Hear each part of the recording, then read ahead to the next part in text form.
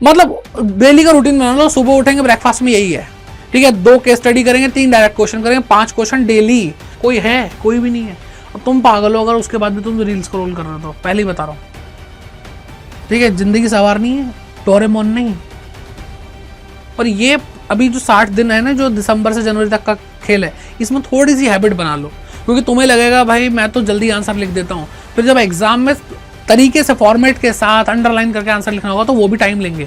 मौसम भले सर्दियों का आ चुका है, लेकिन अब माहौल में गर्मी है क्लास 11 स्टूडेंट के लिए, क्योंकि उनका एग्जाम बिल्कुल पास आ चुका है और 1 महीना फिर से जा चुका है, अब दिसंबर शुरू हो रहा है। तो बेटा अब नींद को थोड़ा सा त्यागने का वक्त आ चुका है, क्योंकि यहां पर आपने पढ़ाई करनी है और थोड़ा सा शिद्दत से पढ़ाई करनी है। सर क्यों? हमारा कौन सा 12th का एग्जाम है, बोर्ड एग्जाम, कोई नहीं पूछने वाला सर क्लास 11 का रिजल्ट।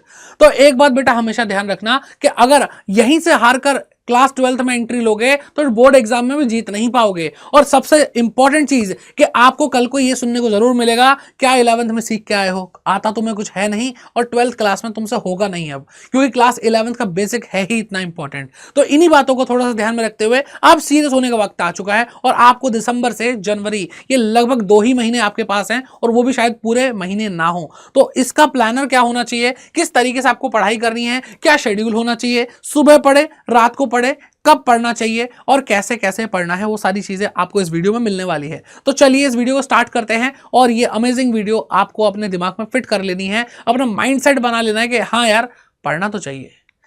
तो सबसे पहले मैं बात करूंगा अकाउंटेंसी, इकोनॉमिक्स और बीएसटी, और मेजरली हम इसी टॉपिक के ऊपर बात करने वाले, इन 3 सब्जेक्ट को लेकर के बात करने वाले हैं, ठीक है। तो अकाउंटेंसी की बात करते हैं, इकोनॉमिक्स की बात करते हैं। तो बेटा आपको, आपके पास जो भी टाइम है, जो भी आपके पास टाइम है, उसमें सिंपल सी चीज, सबसे पहले बीएसटी को पकड़ो। सबसे पहले बेटा क्या, बीएसटी को देखेंगे। सर क्या देखना है इसमें भैया? बेटा यहां पर आपको पता है क्या देखना है, यहां पे आपको ये देखना है कि आपको याद नहीं होती है ना, सही बोला ना मैंने, याद ही नहीं होती। थ्योरी है, इतनी थ्योरी है, हेडिंग याद करते हैं, भूल जाते हैं, अंदर क्या लिखना है वो याद नहीं रहता, दिक्कत हो रही है ना। तो बेटा मैं आपको इसके लिए यहीं पे टिप्स देने वाला हूं, और बाकी दोनों को इसको अलग से कंसीडर कर लेंगे। सबसे पहली चीज, अपना ना टारगेट बना लो कि हमें स्क्रिबलिंग करनी है। क्या करना है?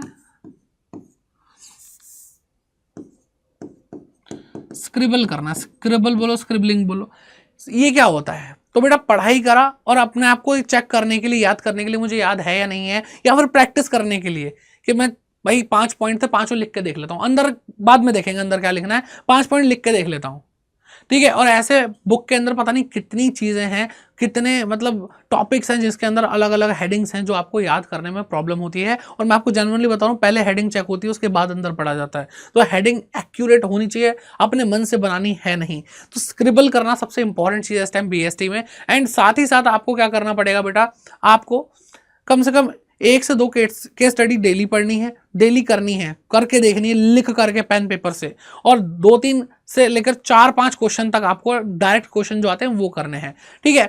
मतलब डेली का रूटीन बना लो, सुबह उठेंगे ब्रेकफास्ट में यही है, ठीक है, 2 केस स्टडी करेंगे, 3 डायरेक्ट क्वेश्चन करेंगे, 5 क्वेश्चन डेली।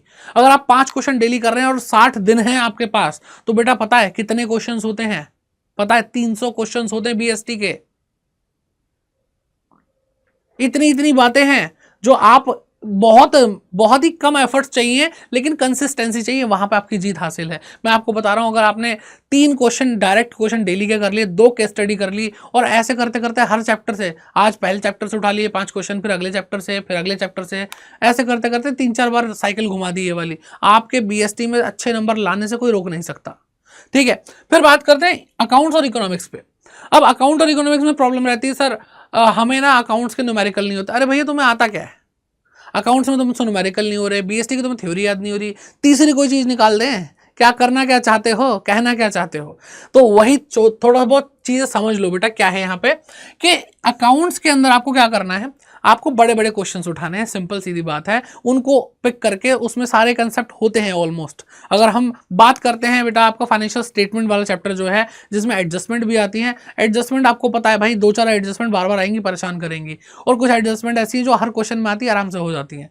तो आपको जो मुश्किल लग रही है वो चीजें समझनी है, और बड़े बड़े क्वेश्चन करने से आपके सारे कंसेप्ट भी कवर हो रहे हैं, यानी कुछ क्वेश्चन करेंगे और कंसेप्ट सारे कवर हो जाएंगे, ठीक है। बाकी मैंने अकाउंटेंसी के लिए एक अलग से वीडियो बना रखी है, उसको जाकर इस चैनल पर जरूर चेकआउट कर लेना, उसमें आपको पता चल जाए किस तरीके से आपको पढ़ाई करनी है अकाउंटेंसी को लेकर के। फिर बात करते हैं इकोनॉमिक्स की। इकोनॉमिक्स के अंदर बेटा आपको यहाँ पे देखने को मिलता है स्टैटिस्टिक्स देखने को मिलता है, माइक्रो इकोनॉमिक्स देखने को मिलती है। भाई यहाँ पे मतलब बड़ी बड़ी चीजें पकड़ लो, केस स्टडीज की सबसे ज्यादा जान खाने वाली चीज का केस स्टडी छोड़ेंगे नहीं, इसमें ग्राफ्स छोड़ेंगे नहीं, मीन मीडियन मोड छोड़ेंगे नहीं, ठीक है। फिर बात करते हैं यहाँ पे अकाउंटेंसी के अंदर, अकाउंटेंसी के अंदर क्या BRS डेप्रिसिएशन, फाइनेंशियल स्टेटमेंट छोड़ेंगे नहीं भाई, जर्नल एंट्री छोड़ेंगे नहीं, कैश बुक छोड़ेंगे नहीं, ठीक है। ये सारी चीजें आपको समझ में आनी चाहिए कि आपको पढ़ना कैसे है। अब ये तो आपको डेली करना है, स्क्रिबल भी डेली करना है, और वो 5 जो क्वेश्चंस मैंने बताया वो भी आपको डेली करने हैं, ये डेली का काम है, डेली, ठीक है। यहां पर आप थोड़ा सा गेम खेल सकते हैं बेटा। यहाँ पे आप क्या कर सकते हैं कि आप अकाउंटेंसी पहले उठाएंगे, इकोनॉमिक्स बाद में, तो अकाउंटेंसी एंड BST एक साथ चल रही होगी, ठीक है। फिर जब अकाउंटेंसी कवर कर लेंगे, फिर इकोनॉमिक्स और BST एक साथ चल रही होगी, BST तो डेली करनी ही है, ओके। अब यहाँ पर पॉइंट ये आता है कि सर कितने दिन पढ़ना है, बता दो भैया क्या है, सीन क्या है। तो बेटा आपके पास 60 दिन है, 60 दिन के अंदर से सीधे सीधे आप पहले 20 दिन हटाएंगे, 20 दिन के अंदर बाकी 40 दिन बचे, 40 दिन में से 20 दिन ये पढ़ेंगे बेटा, 20 डेज आप इसको करेंगे, ठीक है। 20 डेज अकाउंटेंसी प्लस BST, और फिर 20 डेज क्या बेटा, इकोनॉमिक्स प्लस BST। अब 40 दिन जा चुके हैं, तो बाकी जो बचे हुए दिन है, बाकी जो 20 डेज बचे हैं, वहां पे आपको क्या करना है, आपको अपने बड़े भैया बड़ी दीदी के पास जाना है और उनसे प्रीवियस ईयर क्वेश्चंस मांगने हैं कि अगर आपके पास हैं तो है ना, आपसे निवेदन है कृपया करके हमें वो क्वेश्चन पेपर दे दीजिए। नहीं है कोई दिक्कत नहीं है, वैसे आपकी बुक्स भी कम नहीं है, बुक्स में इतना कुछ है बेटा। कोई सैंपल पेपर आप जो स्टेशनरीज पे मिलते हैं वो उठा लो बेटा, तीनों सब्जेक्ट के एक एक, मोर देन सफिशिएंट है। आपको इन 20 दिन के अंदर जितने भी आपके सब्जेक्ट्स हैं उसमें मैक्सिमम टू मैक्सिमम, ठीक है, पहले 20 दिन, फिर दूसरे 20 दिन, 40 दिन पूरे, और तीसरे 20 दिन में ऑल सब्जेक्ट्स, ठीक है, ऑल सब्जेक्ट्स के 3 घंटे के, ठीक है, exam, mock exam practice. Mock exam क्या होता है, जो एग्जाम जैसे माहौल बना करके आप घर पे पढ़ोगे उसको मॉक एग्जाम बोलते हैं।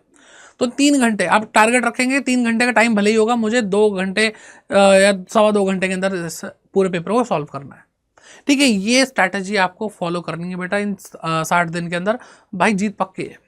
अब बात आता है परफेक्ट टाइम, बताओ सर भैया बताओ क्या परफेक्ट टाइम क्या है कि मैं इस टाइम पढ़ूं तो भाई याद रहे, इस टाइम पढ़ूं तो सबसे कम डिस्ट्रैक्शन हो। तो बेटा ये बात आपको भी पता है, ये बात आपको भी पता है कब पढ़ना चाहिए। अब बेटा देखो, मैं किसी से जबरदस्ती नहीं कर रहा कि सुबह उठ के पढ़ना शुरू कर दो या रात को पढ़ना शुरू कर दो, तो भाई दोनों तरह के बच्चों के लिए बता रहा हूँ। जो बच्चे मॉर्निंग में पढ़ना प्रेफर करते हैं उनके लिए भी बताऊंगा, और जो ठीक है नाइट के चमगादड़ है उनके लिए भी बताऊंगा बेटा, ठीक। तो बेटा मॉर्निंग वाले बच्चे क्या करेंगे, थोड़ा जल्दी, जैसे आप 5 बजे या 6 बजे, ठीक है, AM पे उठते हैं, पढ़ाई करते हैं, 5-6 बजे उठोगे बेटा, 7 बजे तक भाई थोड़ा फ्रेश हो करके जैसे ही अपनी समाधि पे बैठोगे पढ़ने के लिए, तब तक भाई आपके घर पे उठ जाएंगे आपके जो बड़े भैया हैं ऑफिस जाने वाले, पिताजी हैं ऑफिस जाने वाले, मम्मी घर है ना कुकर की सीटियाँ बजाने लग जाएंगी, ये सब चलेगा। तो यहाँ पर थोड़ा स्ट्रेच करके अपने आप को 5-6 की जगह पे बेटा 3 बजे या 4 बजे ले आओ। सर क्या बात कर रहे हो, ऐसे मजाक करने होते हैं सर, ऐसे करने चाहिए आपको मजाक, यही मन में आ रहा ना कि मजाक कर बेटा। मैं आपको बता रहा हूँ, यहाँ इस टाइम पे उठो, 4 बजे तक पढ़ने बैठो, 4 बजे से 10 बजे तक, 10 बजे जब सब उठ रहे होंगे, अपने होश में आ रहे होंगे कि हाँ चलो काम वाम पे जाना है, शोर शराबा करते हैं घर में, गली मोहल्ले में, तब तक आप अपनी लगभग पढ़ाई करके बैठ चुके हो, और वो सेटिस्फैक्शन उससे बेस्ट कुछ नहीं होगा देखना आपके लिए। फिर आप अपने दोस्त को परेशान कर सकते हो कॉल करके, हाँ भाई तेरा कितना हो गया, मैंने तो पढ़ा ही नहीं, यही चलेगा, वो भी तो यही करते हैं। तो मैं आपको बता रहा हूं आपकी प्रोडक्टिविटी एकदम छत फाड़ के एकदम आसमान पे पहुंच जाएगी। नाइट वालों की बात करते हैं जी, नाइट वालों की बात करते हैं। अब रात को आपको पढ़ना है तो भाई रात का सबसे सही इस्तेमाल आप तब तक करेंगे भाई, आप सुबह कम से कम 8 बजे तक पढ़ रहे हैं, 8 बजे सोएंगे, ठीक है, तब तो मैं मानूं तुम्हें, ठीक है। तो तुमने भाई सीधे उठाया 12 बजे से अपने आप को, 12 बजे से लेकर खींच दिया 8 घंटे, कोई है? कोई भी नहीं है। और तुम पागल हो अगर उसके बाद भी तुम रील स्क्रॉल कर रहे हो तो, पहले ही बता रहा हूँ। ठीक है, जिंदगी सवारनी है, डोरेमोन नहीं। मेहनत करनी, डोरेमोन से कुछ नहीं होगा, डोरेमोन दे दो तुम्हें। अब बात करते हैं बेटा कुछ टॉपर टिप्स जो हैं, वो जो मैंने बहुत सारे टॉपर से बात करी, बहुत सारे टॉपर्स हमारे बच्चे रहे हैं, तो वो किस तरीके से पढ़ाई करते हैं, क्या करते हैं, एग्जाम में ऐसा क्या करके आते हैं कि भाई उनका नंबर नहीं कटता। तो सबसे पहली चीज़ बेटा फॉर्मेट्स का वो बहुत ध्यान रखते हैं। ठीक है, दूसरी चीज़ वो टाइम से पहले काम करते हैं ना, सेव टाइम फॉर रिव्यू, क्योंकि देखो वो भी मानते हैं कि भाई वो भी इंसान है, उनसे भी गलती हो सकती है, तो वो पेपर इतना जल्दी कर लेते हैं कि वो अपना थोड़ा 15-20 मिनट बचाते हैं कि कोई गलती होगी तो एक बार मैं रिव्यू कर लूँ एग्ज़ाम में, जो सबमिट करने से पहले वो एक बार रिव्यू कर लेते हैं कैसे कैसे चीज़ें करनी है। ठीक है, क्या ऐसा कर भाई गलती तो नहीं हो गई, कोई जल्दबाजी में तो नहीं कर दिया, वो पूरा पेपर एक बार रिव्यू कर लेते हैं, 15-20 मिनट में आराम से हो जाता है। तो जो 1-2 नंबर कटने वाले होंगे या उन्होंने कोई गलती कर ली होगी, वहीं के वहीं ठीक, नंबर कटने का चांस ही नहीं है ना, बड़ी बात है कि नहीं है। फिर उसके बाद बेटा मैं आपको बताता हूँ, उसके बाद आपको क्या करना है। ठीक है, फ्लो चार्ट्स का इस्तेमाल करना है थ्योरी के अंदर स्पेशली। ठीक है, आपको अंडरलाइनिंग करनी है, अंडरलाइन करना है ये चीज़। और ये अभी जो 60 दिन है ना, जो दिसंबर से जनवरी तक का खेल है, इसमें थोड़ी सी हैबिट बना लो, क्योंकि तुम्हें लगेगा भाई मैं तो जल्दी आंसर लिख देता हूँ, फिर जब एग्जाम में तरीके से फॉर्मेट के साथ अंडरलाइन करके आंसर लिखना होगा तो वो भी टाइम लेंगे। तो अगर तुम अभी से प्रैक्टिस करोगे तभी तुम्हें पता चलेगा कि भाई अंडरलाइन करने में भी थोड़ा तो टाइम जाता है, तो एक्चुअल में मुझे कितना टाइम लगता है पेपर करने में। तो ये चीज़ें थोड़ा आपको ध्यान रखनी पड़ेंगी। ठीक है, और बाकी तो इसमें कोई दिक्कत नहीं है, मैं आपको हर बार बताता हूँ, बहुत सारी वीडियोस में शायद सुना भी होगा आपने कि आपको सबसे जल्दी सबसे छोटे क्वेश्चंस करने हैं। ठीक है, जो आप कॉन्फिडेंट हैं जिस पे, क्योंकि छोटे क्वेश्चन जल्दी होते हैं और कॉन्फिडेंट भी हैं। मतलब छोटा क्वेश्चन हो लेकिन आता नहीं है तो उसको साइड रखो, लेकिन छोटा क्वेश्चन और आता भी सबसे पहले उसको दबोचो और उसको करना शुरू कर दो। इससे होगा क्या, चेक एकदम फीलिंग आती है, अरे ये वाला हो गया, तो ऐसा लगता है हमने कुछ अचीव कर लिया, तो हमारा धीरे धीरे जो दिमाग पे लोड है ना वो कम हो जाता है कि भाई मैंने बहुत सारे क्वेश्चंस तो कर ही लिए। ठीक है, तो सबसे छोटे क्वेश्चन सबसे ज़्यादा कॉन्फिडेंट जिस पे आप हैं वो करेंगे, फिर वो जब हो जाएंगे तो फिर जो थोड़े से लेंदी हैं लेकिन कॉन्फिडेंट है वो वाले क्वेश्चन करेंगे, फिर जो लेंदी हैं लेकिन कॉन्फिडेंस है उस पर वो करेंगे, और उसके बाद वो कैटेगरी बचेगी जहाँ पर आपके साथ थोड़ी सी दिक्कत है, थोड़े बहुत क्वेश्चन में कुछ आता है कुछ नहीं आता, आधा अधूरा है, फिर उसको करेंगे, जितना होता है बढ़िया है। और फिर इतने में क्या बचेगा, सिर्फ वो जो बिल्कुल नहीं आता, और भाई ऊपर वाला ना करेगा ऐसा कोई पेपर में क्वेश्चन आए जो आपको ना आता हो, तो करना क्या है, लिख के आना, कुछ तो लिख के आना है। ठीक है, कुछ भी जो तुम्हें समझ में आ रहा है, जो भी तुम्हें याद आ रहा है, स्टेप वाइज मार्किंग, खाली पेपर से बेस्ट क्या है, कुछ लिख के आना। ये बात मेरे टीचर्स मुझे बोलते थे। तो बस इन बातों का ध्यान रखोगे बेटा, टॉपर तुम भी बन जाओगे, कोई बहुत बड़ी बात नहीं है। बाकी कोई दिक्कत परेशानी है, गाइडेंस चाहिए या फिर कुछ क्वेश्चंस वगैरह इसमें टेलीग्राम में मैं डालता रहूँगा, क्विजेस वगैरह कराता रहूँगा, तो इस टेलीग्राम को ज्वाइन कर लो, आपके लिए बहुत काम आएगा। और बाकी तो सफ़र आगे तक है ना, देखना है, 12th भी करनी है। तो मिलते हैं आपसे किसी और वीडियो में। आई होप आपको ये वीडियो अच्छी लगी तो कमेंट सेक्शन में कमेंट करके जाओ, बताओ वीडियो कैसी लगी, लाइक करिए, सबका शेयर करके बताइए। एंड एक और चीज़, सब्सक्राइब करना बहुत ज़रूरी है, क्योंकि ये चैनल आपको हमेशा साथ देने वाला है आपके एग्जाम्स में। ओके, तो बाकी तो मिलते रहेंगे। बहुत बहुत प्यार, बहुत बहुत आशीर्वाद, अच्छे से काम करके आओ भाई, भैया तुम्हारे साथ है।